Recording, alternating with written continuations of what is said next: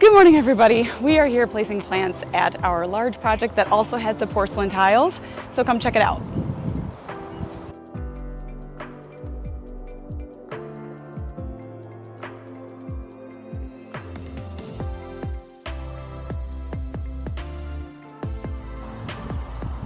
Much like the porcelain tile patio and back, this client really wanted a linear, modern landscape.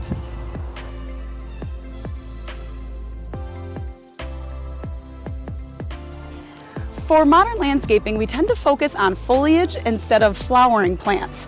So we'll do a lot of bright greens, dark greens, and different hues of green, and not as much of a heavy emphasis on the different color flowers.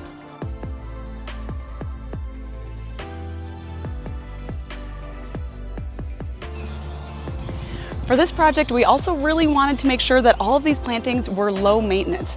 This client really wants to enjoy their pool and the backyard, but they don't want to take care of a bunch of plants.